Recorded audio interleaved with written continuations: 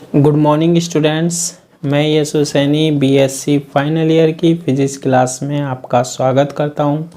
आज की क्लास में हम डिस्कस करने वाले हैं अपद्रव्यीय अर्धचालकों में आवेश घनत्व की सांद्रता यानी charge carrier concentration in extrinsic semiconductor. तो देखो, एक्सट्रिंसिक सेमीकंडक्टर के बारे में, अपद्रव्यीय अर्धचालक के बारे में हमने लास्ट क्लास में डिस्कस किया था। तो उसमें हम क्या निकालने वाले हैं, इलेक्ट्रॉन और होल जो कि हमारे आवेश वाहक होते हैं, इनमें आवेश होता है ना।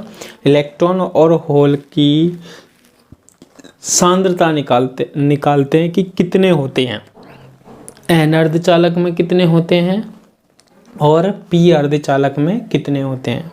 तो देखो, इसको निकालने का क्या है, एक तरीका है। तो वो तरीका मैं आपको बताता हूँ ताकि इजीली याद हो जाए कि कैसे हम बना सकते हैं। तो देखो, सबसे पहले आपको पता होना चाहिए जो हमारा नेज अर्धचालक होता है, इंट्रिंसिक सेमीकंडक्टर होता है, उसमें जो इलेक्ट्रॉन की संख्या होती है।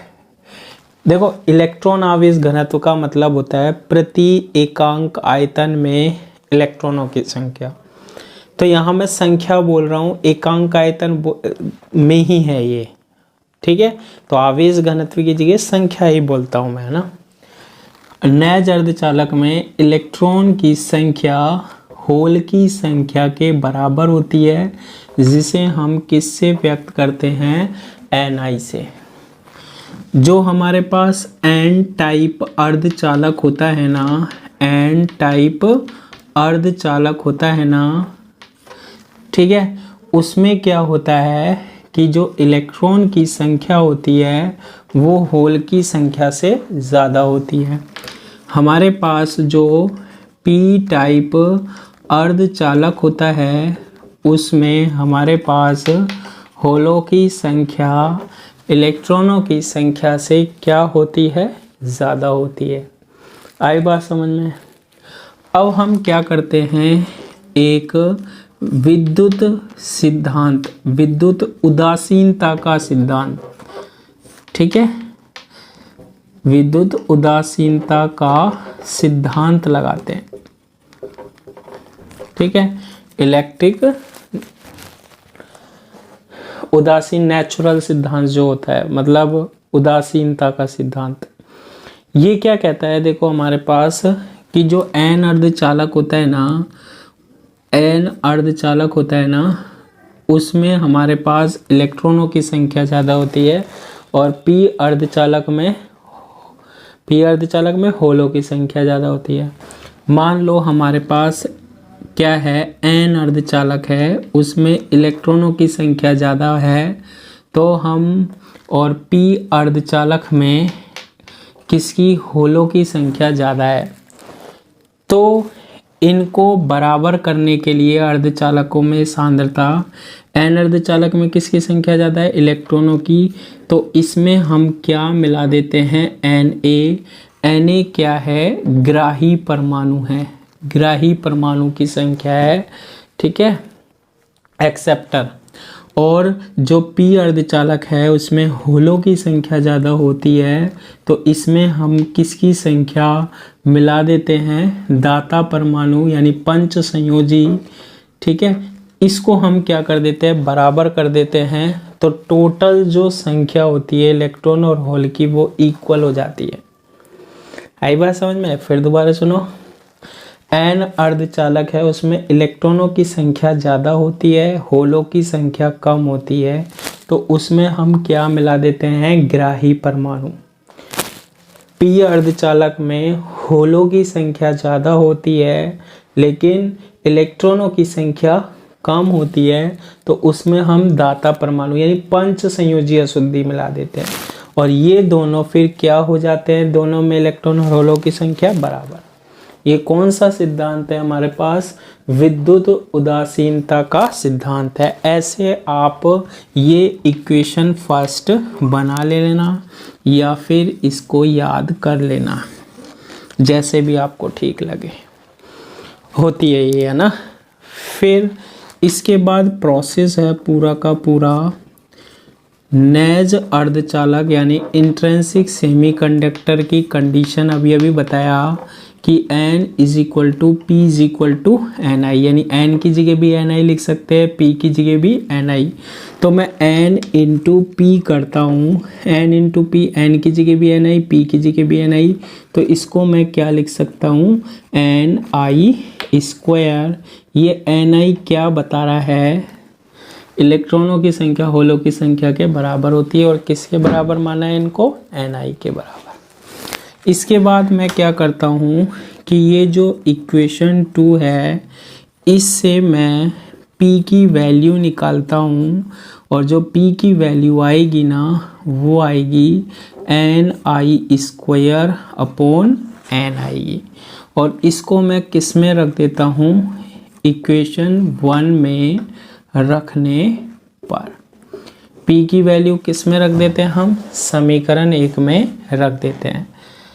रखें तो क्या बनेगा, n plus N A is equal to P की वैल्यू एन आई स्क्वायर अपॉन एन प्लस क्या एन डी। फिर ये n मैंने इसमें लघुत्तम लिया तो ये n यहाँ मल्टीप्लाई हो जाएगा, N square plus N A into N यहाँ से हट जाएगा, ये बनेगा एन आई स्क्वायर, इसमें भी नहीं है तो N D into N. Normally जैसे सोल्व करते हैं तो ये इक्वेशन बनेगी एन स्क्वायर प्लस ये एन है और ये एन है, इक्वल से पहले लेके आओ, एन कॉमन आएगा इनमें से और क्या बनेगा एन ए minus N D into n common आ रहा है, एन आई स्क्वायर को इक्वल से पहले लेकर आओ, n I square is equal to 0। इसे हम देते हैं इक्वेशन नंबर 3। बन जाएगी equation number 3, N square plus N A minus N D into N minus N I square is equal to 0। Same काम मैं क्या कर रहा हूँ, समीकरण जो इक्वेशन 2 है इससे मैं n की वैल्यू निकाल रहा हूँ, और n की जो वैल्यू आएगी ना वो क्या आएगी, एन आई स्क्वायर अपॉन पी आएगी। n की वैल्यू क्या आएगी, n की वैल्यू क्या आएगी, एन आई स्क्वायर अपॉन पी आएगी। और ये इक्वेशन फर्स्ट में हम रखेंगे समीकरण 1 में रखने पर। तो आप इसको रख लेना, मैं सीधा यहाँ बना देता हूँ। अब n की जगह ये जो इक्वेशन है वो p में आएगी, पी स्क्वायर प्लस यहाँ पहले एन ए था ना, अब उल्टा हो जाएगा, पहले क्या आ रहा है N D minus N A into क्या पी आ जाएगा। ठीक है, माइनस एन आई स्क्वायर तो सेम रहेगा, N I square is equal to 0। Equation number 4 रख देना, जैसे ये बनी है ऐसे ही कौन सी बन जाएगी, इक्वेशन नंबर 4 बन जाएगी, P square plus N D minus N A into P minus N I square is equal to 0 is equal to 4। ये जो है ना क्वाड्रेटिक इक्वेशन है, द्विघात समीकरण है ये, है ना।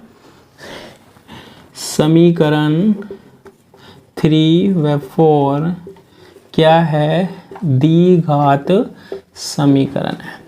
तो इसका जो हल है, सॉल्यूशन है, वो श्रीधराचार्य सूत्र से करेंगे हम।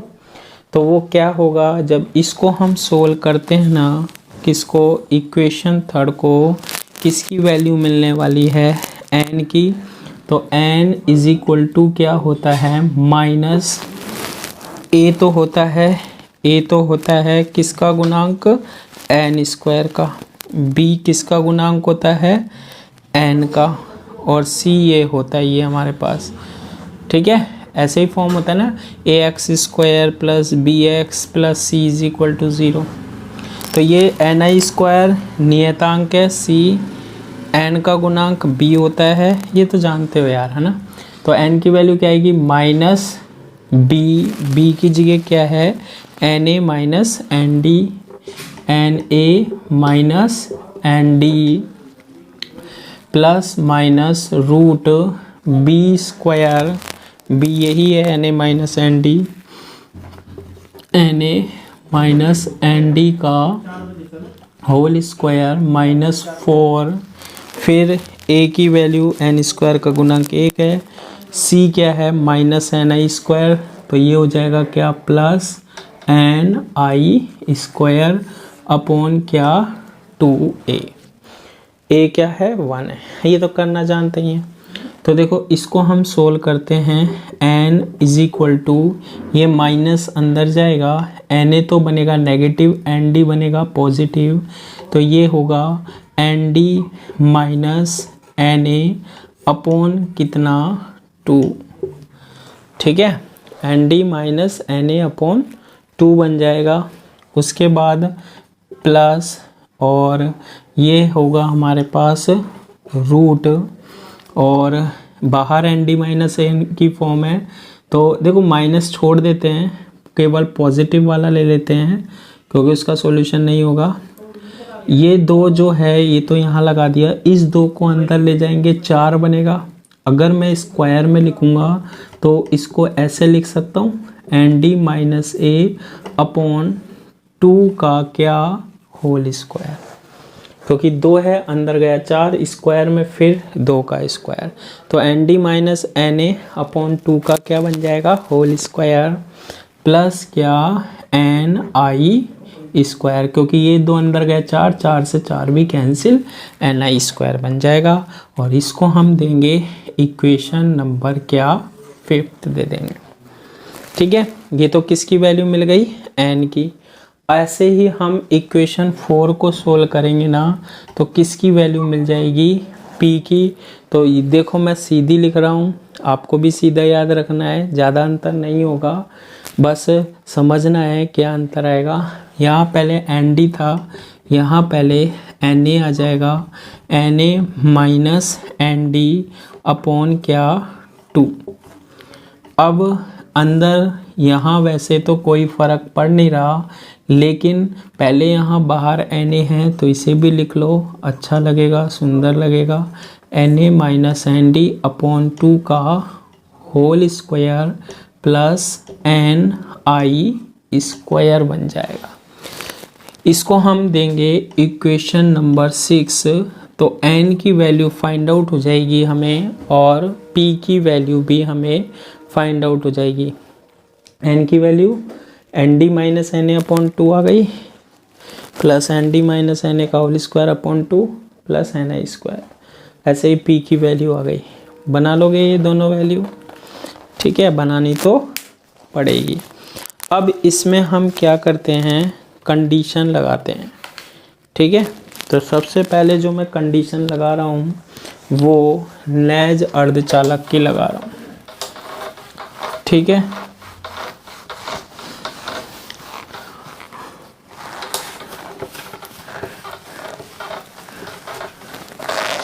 ये दोनों इक्वेशंस हमारे पास काम में आने वाली है, तो मैं इसको अलग से रख लेता हूँ, ठीक है, इसे नहीं मिटा रहा क्योंकि ये इक्वेशन हमारे पास काम में आएगी, ठीक है।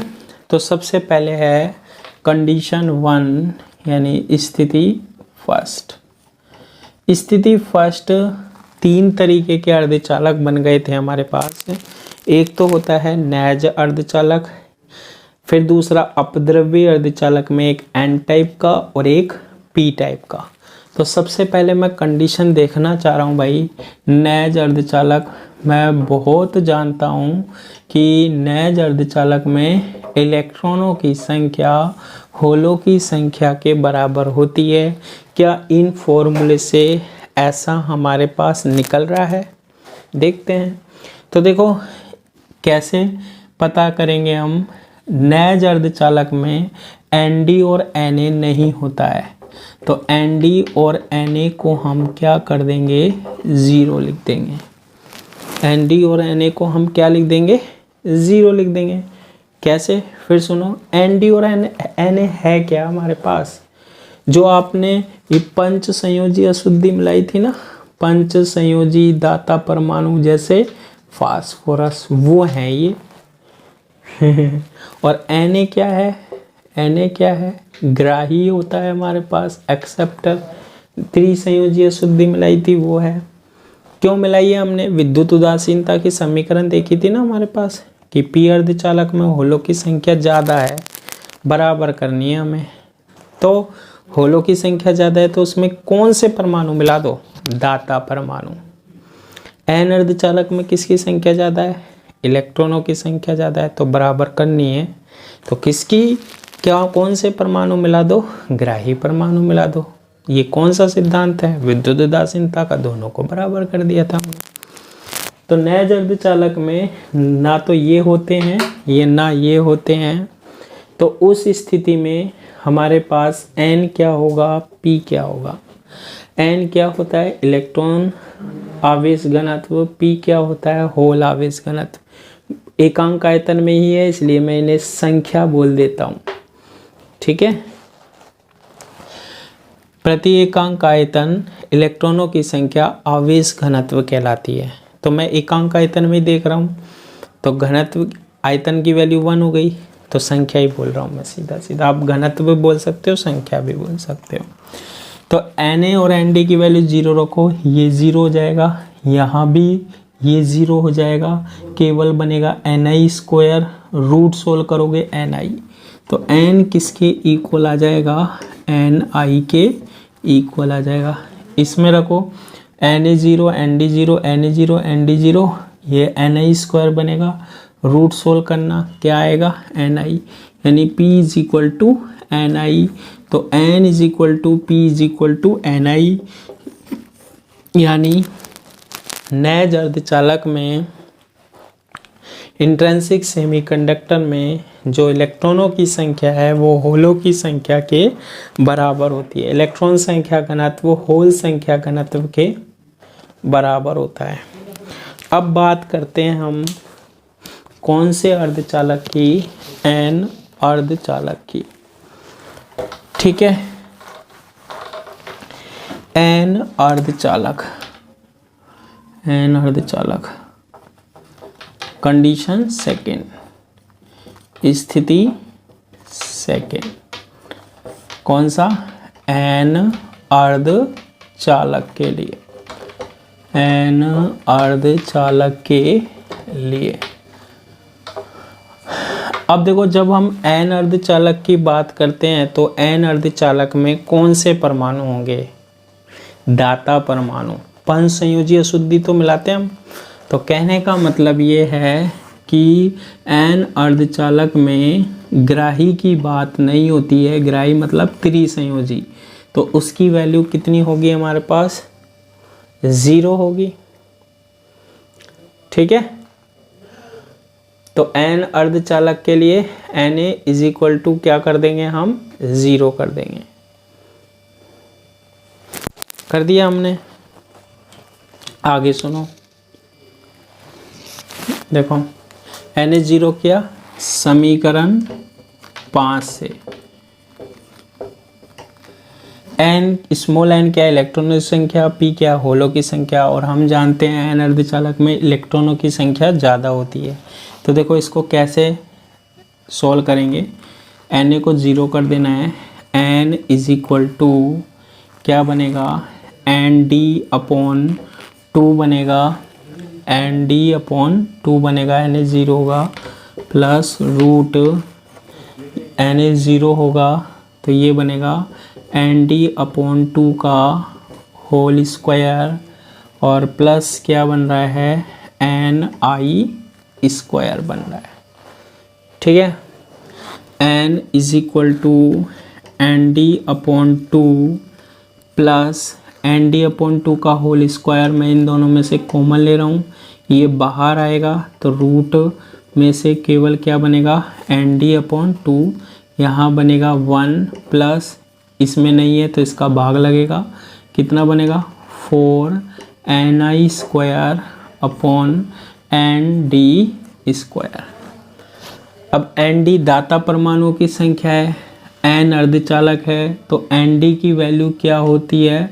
अत्यधिक होती होगी दाता परमाणु में, N अर्धचालक में।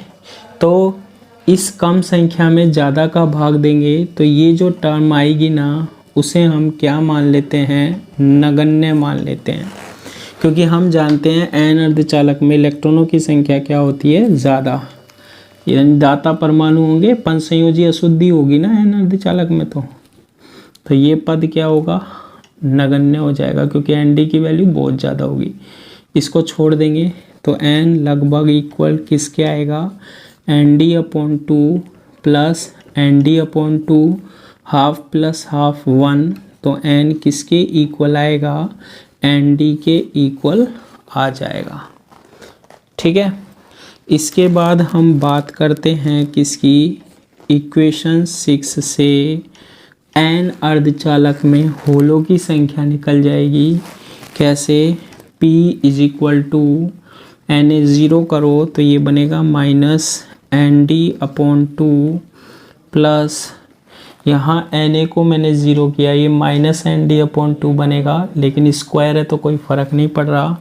एन डी अपॉन टू का होल स्क्वायर इन दोनों में से कॉमन लिया, बाहर आएगा तो एन डी अपॉन टू बनेगा और ये बनेगा रूट 1 प्लस, और ये इसमें भाग लग जाएगा क्योंकि एन डी अपॉन टू इसमें नहीं है।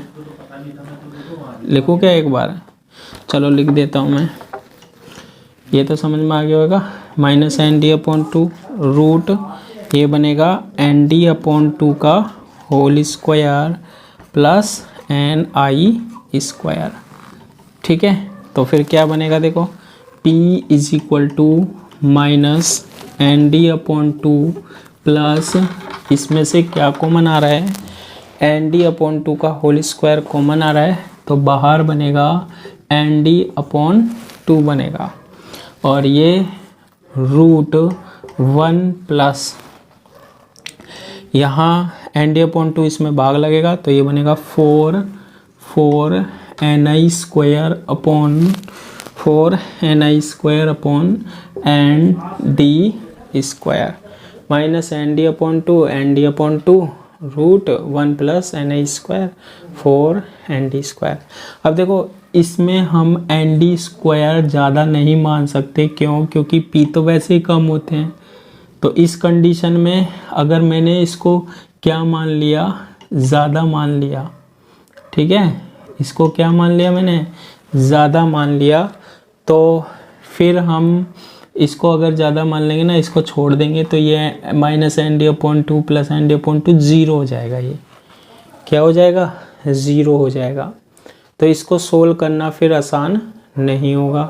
तो ऐसी कंडीशन में हम क्या करते हैं, ध्यान रखना, चाहे आप इसको ऐसे सोल्व कर सकते हो, minus N D upon two plus N D upon two, और इसको लिख सकता हूँ मैं, ये 1 प्लस 4 एन आई square upon n d square है, 4 एन आई square upon n d square की पावर हाफ, इसमें द्विपद प्रमेय लगा देता हूँ, P is equal to minus N D upon two plus N D upon two, और ये 1 प्लस एन एक्स बनेगा, यानी 1 प्लस, और ये बनेगा n की वैल्यू हाफ, और 4 एन आई square upon n d square बनेगा, हाफ 4 एन आई square upon n d square बनेगा, बन जाएगा।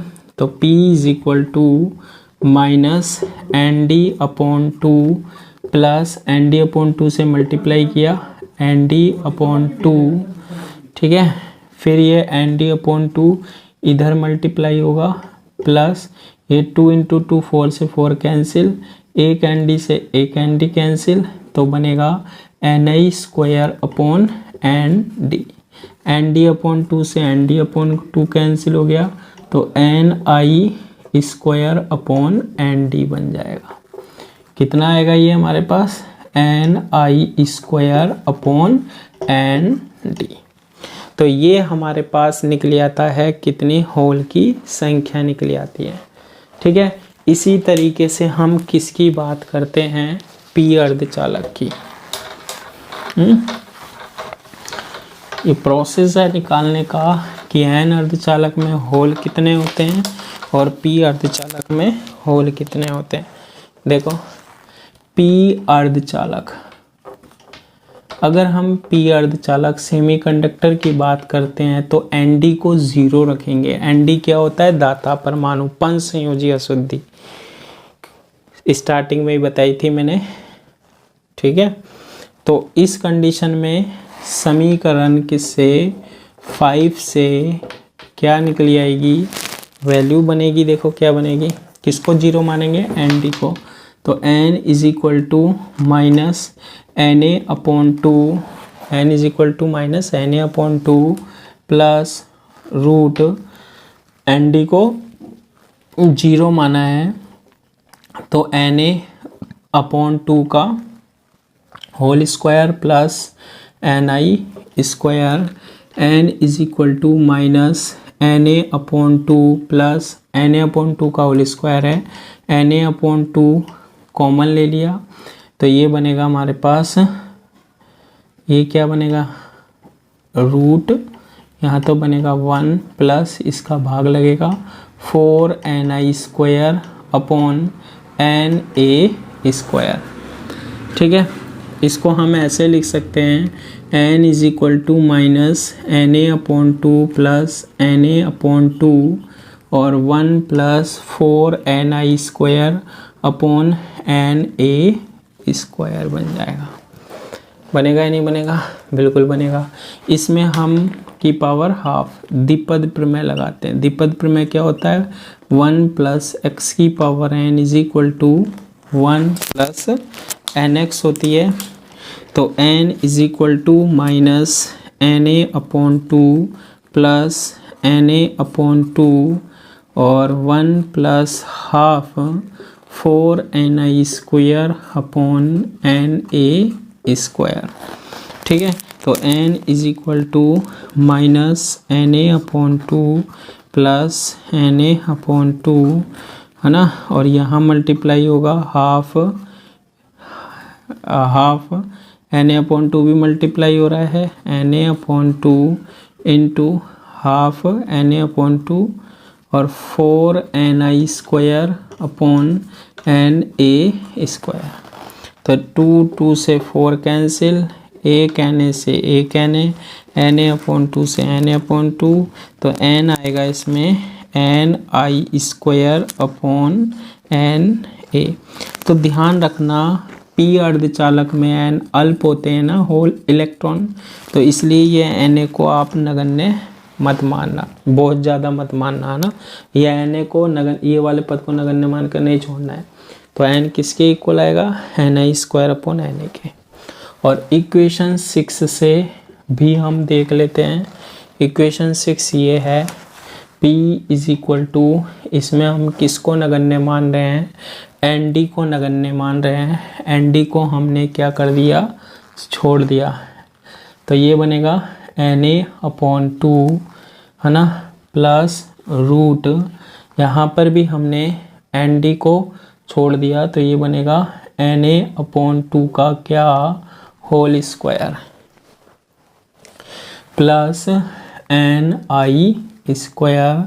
P is equal to Na/2, इसमें से कॉमन ले लिया, Na/2 रूट से बाहर आके बच जाएगा, अभी कर ही रहे हैं, प्लस 4 और यहाँ मल्टीप्लाई का 4Ni square upon Na square. अब देखो आप, मैंने यही सीधा मान लिया था, अगर आपको इसमें और भी स्टेप्स बढ़ानी है ना तो द्विपद प्रमेय और लगा सकते हो आप।